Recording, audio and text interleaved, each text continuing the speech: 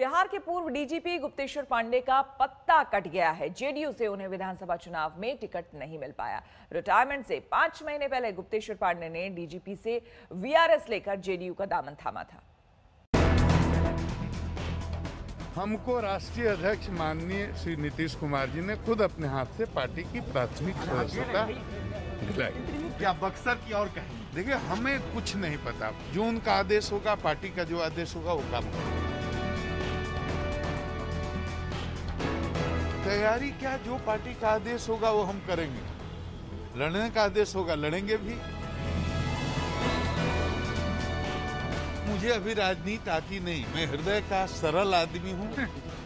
मेरा public profile रहा है। मैं जनता से मिलता रहा हूँ। मेरी कनेक्टिविटी है और लोग मुझे प्यार करते हैं। बस इतना ही मैं जानता हूँ। मुझे राजनीति नहीं आती। खाकी छोड़कर खादी का दामन थामने वाले बिहार के पूर्व डीजीपी गुप्तेश्वर पांडे की सियासी उम्मीदों पर पानी फिर गया। डीजीपी के पद पर रहते हुए अपनी दबंग छवि बनाकर उन्होंने सियासी राह पकड़ने की पुरजोर कोशिश की, लेकिन उनकी सारी कोशिशें बेकार साबित हुईं। रॉबिन हुड पांडे की उनकी छवि भी उनके सियासी करियर में किसी काम न आ सकी। DGP Gupteshwar Pandey Robin Hood Bihar के। DGP Gupteshwar Pandey Robin Hood Bihar के।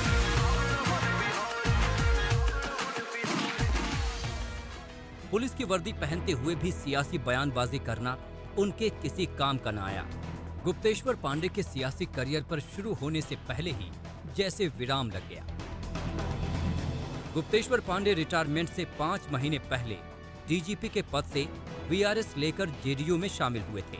जिस दिन उन्होंने बिहार के मुख्यमंत्री नीतीश कुमार की मौजूदगी में पार्टी की सदस्यता ग्रहण की थी, उस दिन से ही उम्मीद जताई जा रही थी कि जेडीयू उन्हें बिहार विधानसभा चुनाव के मैदान में उतारेगी। गुप्तेश्वर पांडे की बयानबाजी भी इसी तरफ इशारा कर रही थी। उनकी कृपा है, उनका स्नेह प्यार हमेशा मिलता रहा है। उन्होंने खुद ही आवास पर बुला करके अपने हाथ से मुझे ज्वाइन कराया।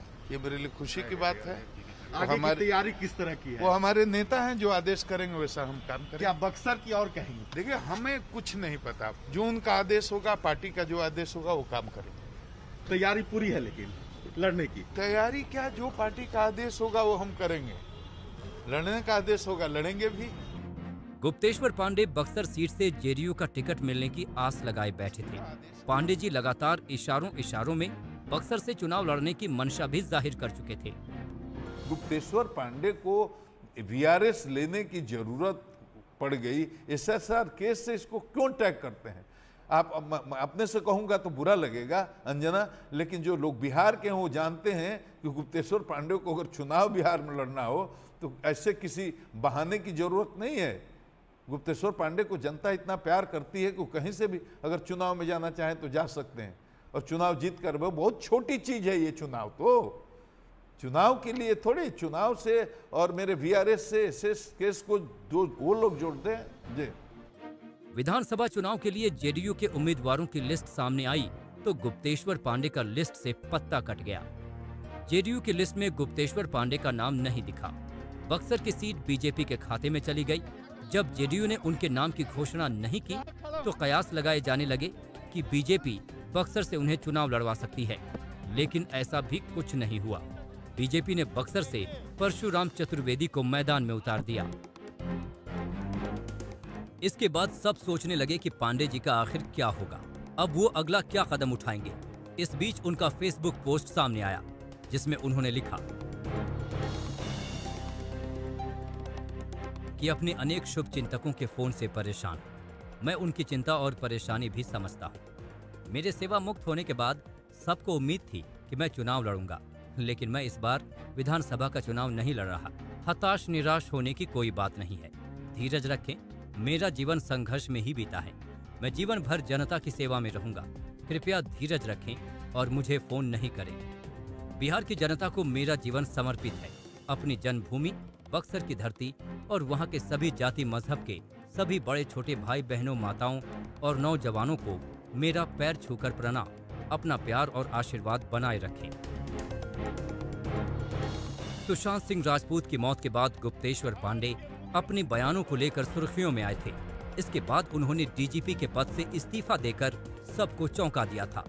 हालांकि गुप्तेश्वर पांडे 11 साल पहले भी एक बार नौकरी छोड़ चुके थे। उस वक्त भी बीजेपी के टिकट पर बक्सर से चुनाव लड़ना चाहते थे, लेकिन उनकी किस्मत को उस वक्त भी शायद ये मंजूर नहीं था। टिकट मिलने में पेंच फंसा और उन्होंने दोबारा आईपीएस की नौकरी ज्वाइन कर ली थी। लेकिन घड़ी की सुइयां घूमकर एक बार फिर वहीं जा अटकी। अब देखना ये होगा कि गुप्तेश्वर पांडे का अगला स्टैंड क्या होगा। आज तक ब्यूरो। हम रुकेंगे एक छोटे से ब्रेक के लिए, बने रहे हमारे साथ, देखते रहिए आज तक। नमस्कार, मैं हूं अंजना ओम कश्यप। हमें उम्मीद है ये वीडियो आपको पसंद आया होगा। लेटेस्ट खबरों के लिए यूं ही देखते रहिए आज तक, और इस वीडियो के पसंद आने पर लाइक, शेयर एंड सब्सक्राइब करना ना भूलें।